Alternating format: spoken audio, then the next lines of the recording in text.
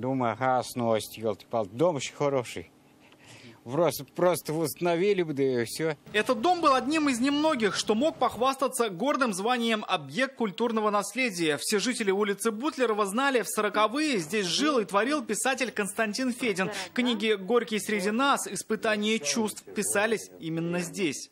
В годы войны в этих стенах создавалась знаковая советская литература, а через 80 лет они просто пали. Теперь эпоху того времени хранят разве что вот эти вот осколки. Битые кирпичи, разломанные доски. Вопреки закону дом пошел под снос. Первой внимание общественности обратила Олеся Балтусова. Заметила, что снос, вероятно, умышленный.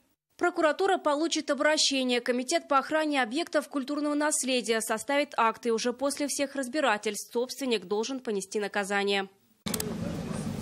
Сегодня все зафиксировали и в соответствующем комитете Госнадзора Республики. Комитетом будет в отношении собственника возбуждено административное дело об административном правонарушении по статье 7.14.1, пункт 1.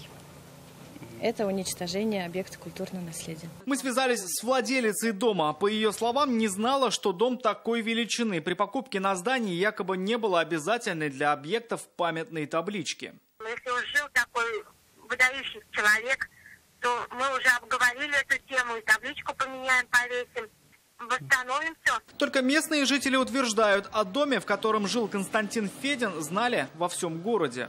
Выездка была.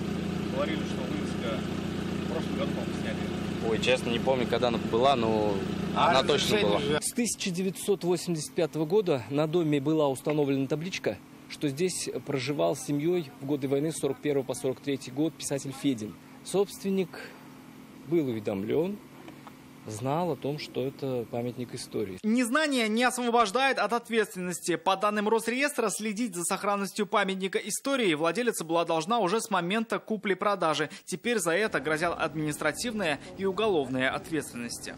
И никто не говорил об этом.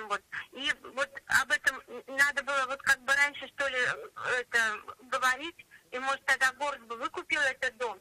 И попробовали еще что-нибудь с ним сделать.